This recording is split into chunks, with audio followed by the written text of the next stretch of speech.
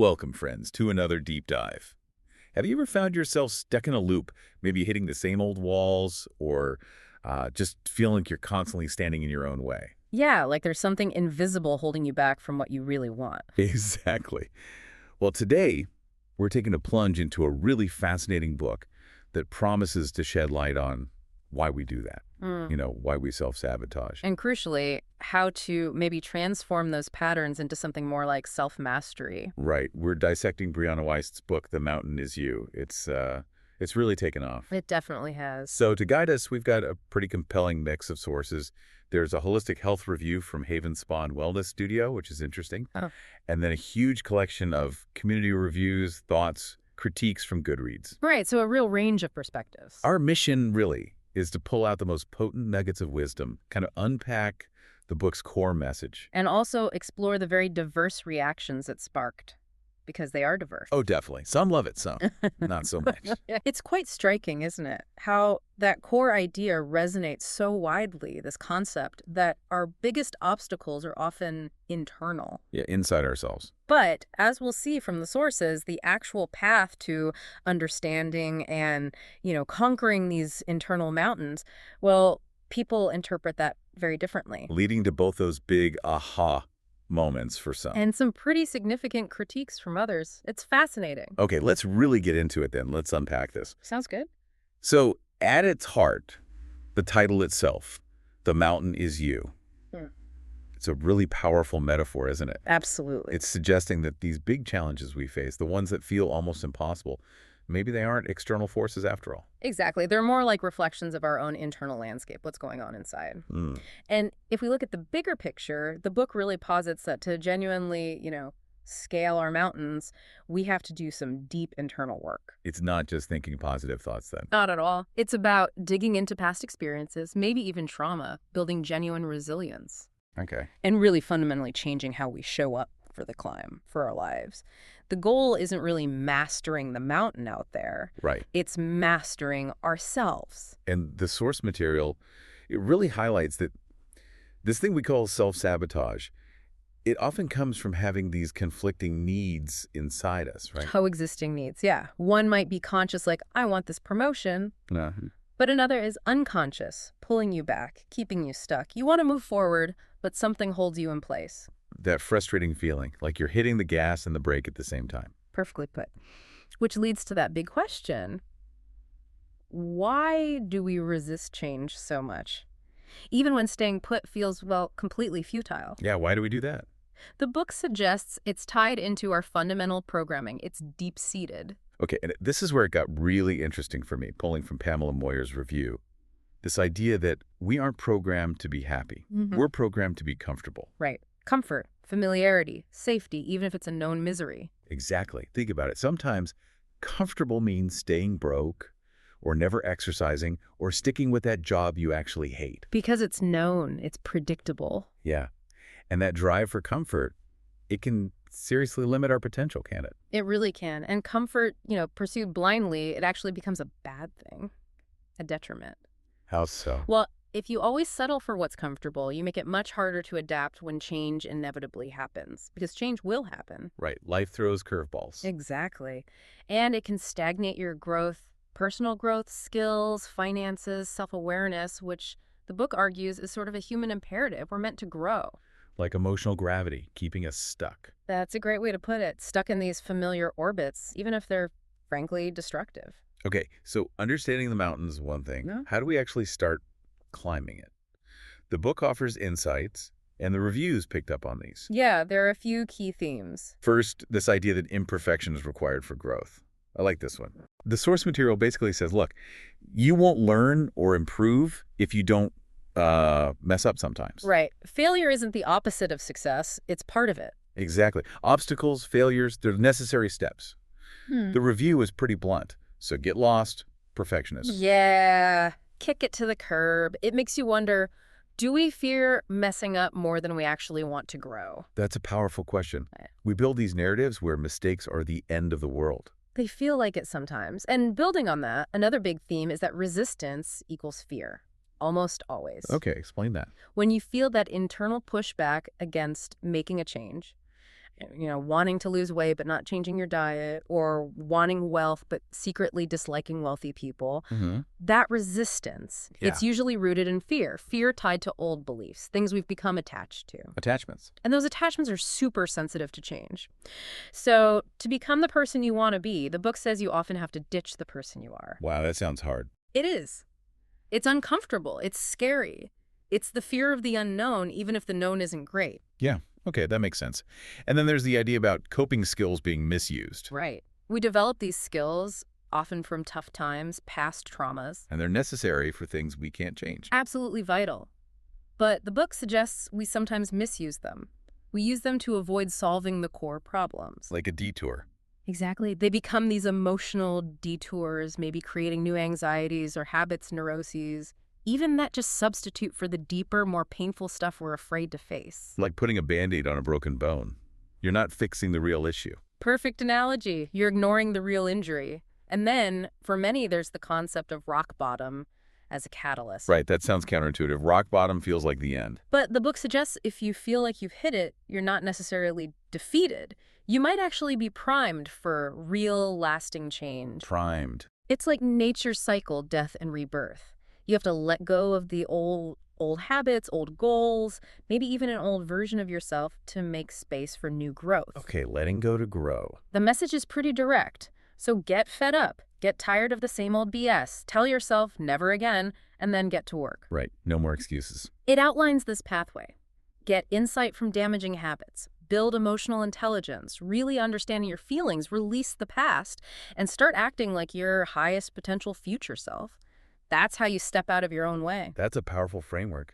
But, it's one thing to lay out these concepts.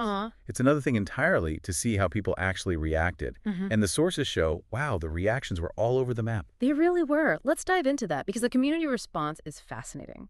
Goodreads especially shows this deep divide.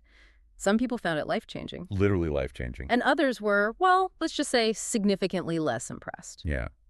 It really makes you wonder, doesn't it? How can the same book provoke such strong opposite feelings? It really speaks to how personal self-help is.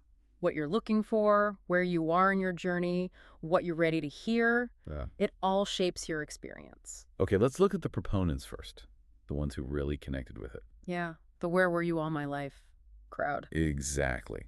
Many readers, like Pamela Moyer, talked about having these real aha moments, feeling called out, but in a good way. Called out for sins against myself, as she put it. Yeah.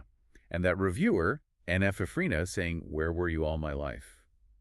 That's powerful. It suggests a deep resonance, finding something they needed. For a lot of these readers, it felt almost like therapy. Therapy in a book. In a way, people reported feeling comforted, validated. Some, like Danila, even mentioned physical reactions, chills, or emotional rushes from the insights.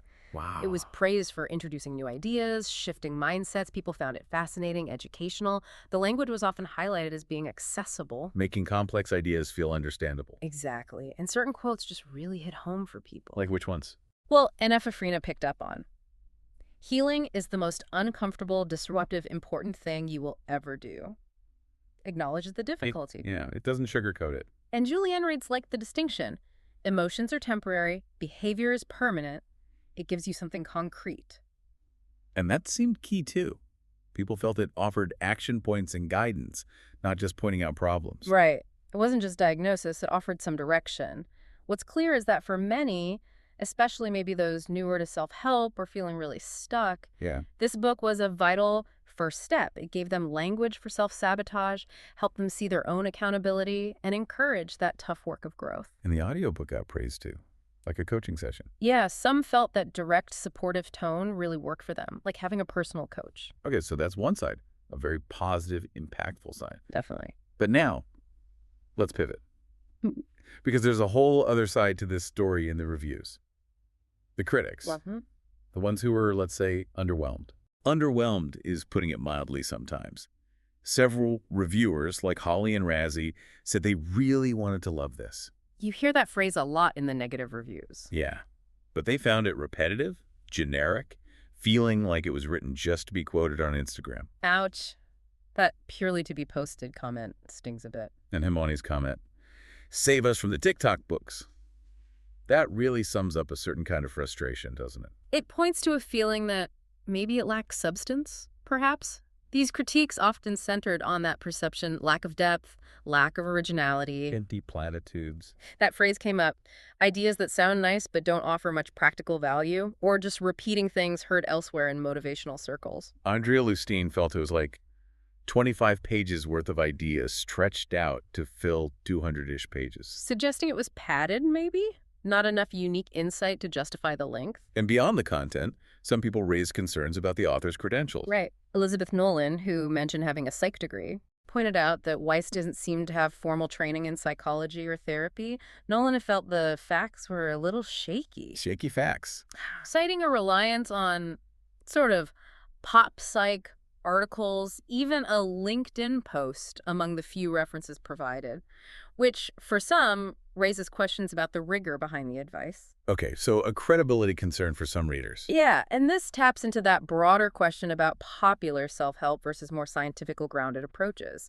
Critics like Dina and Victoria Graybill found specific statements problematic, like the idea that self-sabotage is ultimately just a product of low emotional intelligence. That sounds simplistic. That was the criticism. Or the idea that trauma is just dramatization. They felt these points oversimplified really complex issues, like trauma itself. And could even come across as victim-blaming. That phrase victim-blaming drivel was used. The argument being it could minimize people's real painful experiences. And what about the core idea? The problem is always yourself. That got pushed back too, right? Big time.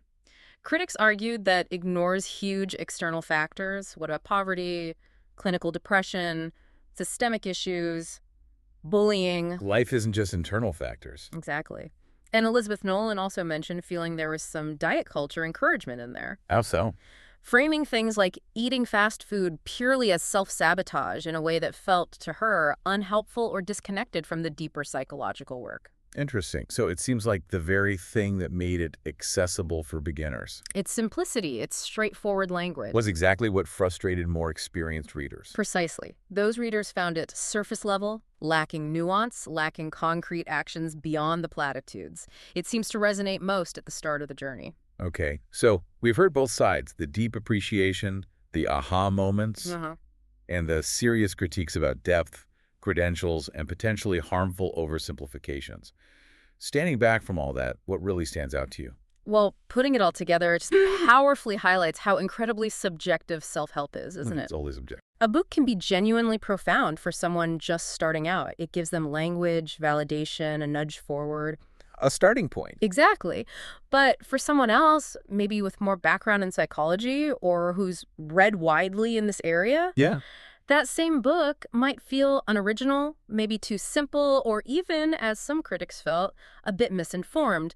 It's not really about the book being inherently good or bad. It's about the fit. It's about the fit. Yeah. Where's the reader on their own path? What are they ready for? And that really underscores, for you, the listener, the importance of approaching any self-help resource with a critical mind, doesn't it? Absolutely. It's not about blindly accepting everything. It's about understanding what's being offered, seeing its potential limits. It's acknowledging those limits. And then figuring out how or if it fits into your own unique journey of understanding yourself and the world. Couldn't agree more. And ultimately, the book's core message, it is not the mountain we master, but ourselves.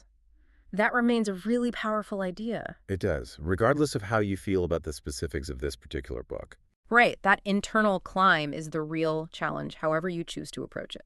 So we've taken a real deep dive today into The Mountain Is You.